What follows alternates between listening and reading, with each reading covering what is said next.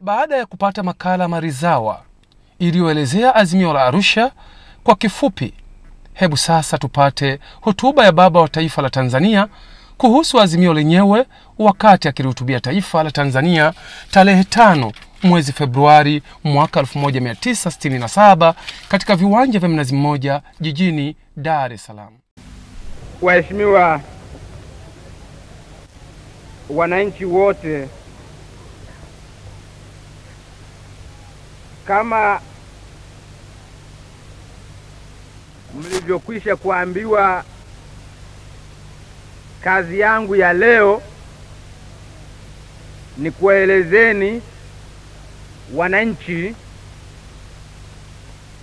maazimio ya mkutano wa halmashauri kuu ya 5 uliofanyika Arusha na maelezo ya maazimio hayo. Kabla ya kuifanya kazi hiyo ya kuambieni maazimio hayo ni nini na kwa nini yamepitishwa, ningependa kwanza kuwakumbusha hasa wanachama wa 5 kwamba mwaka 1958 mwezi wa Januari, wakuu wa 5 walikutana Tabora. Muda wa miaka 4 imepita tangu kuundwa chama chao.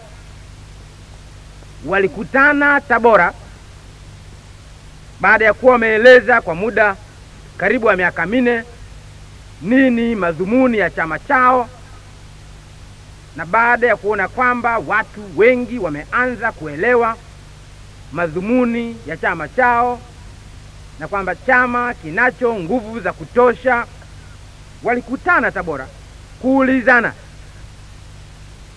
kama wakati umefika kutilia mkazo sio maelezo tu ya madhumuni ya 5 kwamba ni kutaka uhuru. Walikutana kuulizana kama wakati umefika sasa wachukue hatua zinazotakiwa za kutimiza madhumuni yale ya uhuru,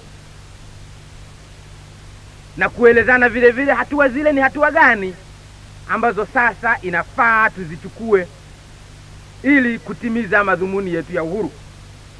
Wakakaa pale pia kwa muda mrefu wakiulizana kama wakati umefika, wakakubaliana kwamba wakati umefika wa kuchukua hatua za nguvu zaidi za kuleta madhumuni ya uhuru, na wakakubaliana njia zake. Njia zingine si mbaya, lakini njia zingine zina migogoro. Mimi nilikuwapo katika mkutano ule. Nakumbuka niliwatania wenzangu nikasema tupige picha pamoja kusudi kesho na kesho kutwa, ikiwa mambo yale tuliyokubaliana kuyafanya yataleta migogoro, angalao ijulikane ni nani wakorofi. Hata ilipofika saa za kupiga picha, nakumbuka sikuona kwamba wote tulikuwapo katika kupiga picha. Basi nasema tukakubaliana, na kweli baada ya hapo tukachukua hatua kali zaidi za kuleta uhuru wa nchi yetu. Mwaka 59 tukapata sauti kidogo katika serikali ya Tanganyika. Mwaka 60 tukapata sauti kubwa zaidi. Mwaka 61 tukajitawala. Sasa wananchi, tangu wakati huo na kabla ya wakati huo, tumekuwa tunasema kwamba siasa yetu ni siasa ya ujamaa, ni siasa ya kisocialist. Lakini kabla ya uhuru hatukupenda kueleza wazi wazi, dhahiri nini maana ya ujamaa kamili na hatua gani zinafaa kuchukuliwa ili kutekeleza siasa ya ujamaa. Kwa kweli tukaacha kila mwanachama wa TANU ana mawazo yake mwenyewe tu juu ya nini kitatokea huko mbele ya safari baada ya uhuru. Sio mwanachama wa TANU peke yake, lakini kila Mtanganyika wakati ule alikuwa na mawazo yake mwenyewe. Uhuru ukija mimi nitapata nini? Kuna mmoja matumaini yake ni UDC, kuna mwingine matumaini yake ni uchifu, kuna mwingine matumaini yake ni ubwana mkubwa wa aina fulani au aina nyingine, na kuna mwingine matumaini yake ni duka la Pateli. Ili mradi kila mtu alikuwa na shabaha yake huko mbele. Uhuru ukinoga mnofu wake utakuwa nini? Kila mtu alikuwa kajichagulia mwenyewe mnofu wake utakuwa mnofu wa aina gani.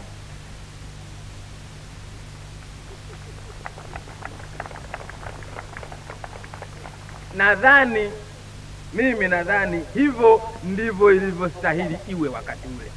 Tungeanza wakati huo kuambizana kwamba hiyo minofu mnayoidhania haiko huko mbele ya safari, tungegombana bure hata tusitimize shabaha yetu ya kuleta uhuru.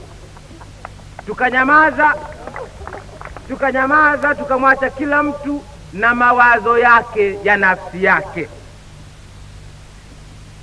Sasa wananchi tumeendelea kusema ujamaa, uhuru na kazi, ujamaa, uhuru na kazi. Na leo tuko katika mwaka wa 6 wa Tanganyika kujitawala.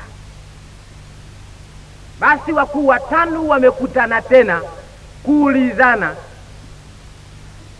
ikiwa wakati umefika wa kusema wazi zaidi kinaganaga nini maana ya ujamaa.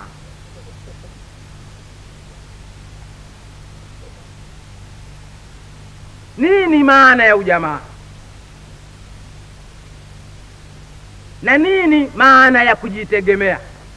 Tusikae tena kila mtu ana ruake tu ujamaa huu. Huyu anapima mwenyewe ujamaa maana yake ni hii, na huyu anapima mwenyewe ujamaa maana yake ni hii. Tumekutana kuulizana kama wakati umefika wa kuelezana vizuri zaidi, kila mtu aelewe nini maana ya ujamaa na nini maana ya kujitegemea. Hiyo ndiyo kazi tuliyoifanya Arusha. Kwa kweli tukakubaliana kwamba wakati umefika sio wa kuelezana tu nini maana ya ujamaa, lakini baada ya kuelezana na kukubaliana nini maana ya ujamaa, wakati umefika wa kuanza kuchukua hatua kwa nguvu zaidi kutimiza siasa ya ujamaa.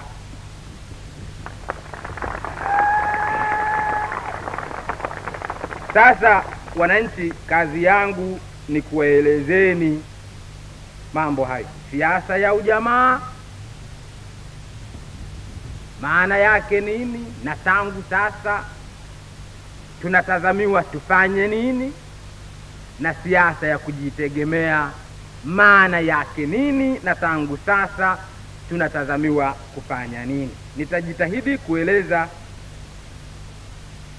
kwa urahisi kadri ninavyoweza ili kusudi kila mwananchi anayenisikiliza aweze kuelewa. Kwanza, siasa ya ujamaa Tunaposema kwamba nia yetu ni kujenga nchi ya ujamaa,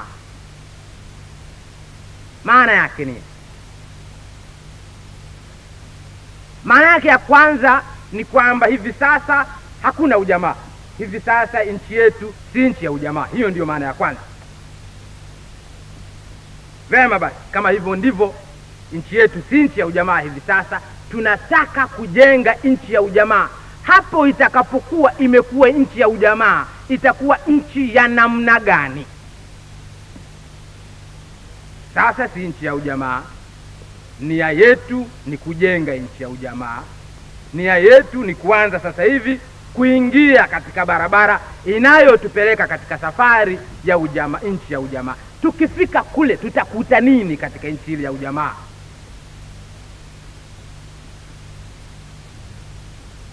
Tutakuta kwamba yani nchi tunayokusudia kuijenga ni nchi ambayo watu wote ni sawa.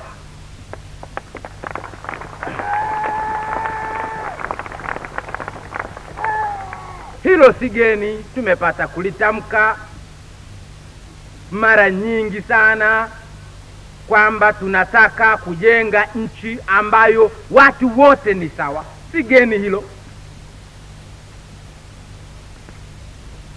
Nchi ya ujamaa wa kweli kweli ni nchi ambako watu wote ni sawa. Sawa vipi? Hawakugawanywa mosi katika mafungu mawili.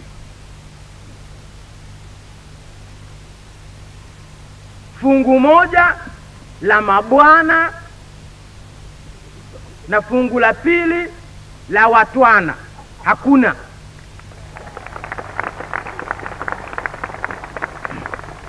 Mgawanyiko huo hauko katika nchi ya ujamaa ya kweli kweli. Ukiingia katika nchi ukakuta kuna kundi la mabwana na kundi la watwana, nchi hiyo si nchi ya ujamaa.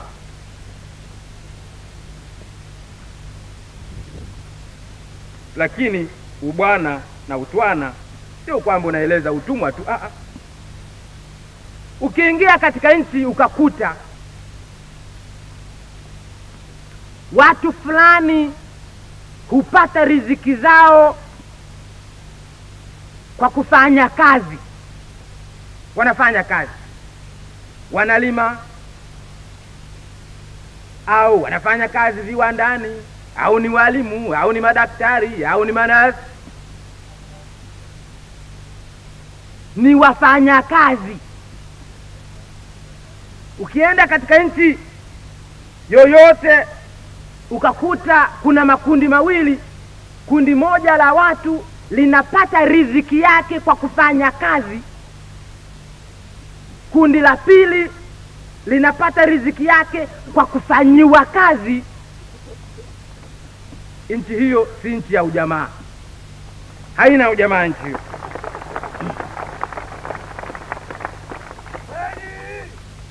Kisa nini? Kwamba haiwezekani muwe watu ni sawa ikiwa katika nchi ile kuna mabwana, kuna watwana. Bila shaka watu hao si sawa, mabwana na watwana hawawi sawa.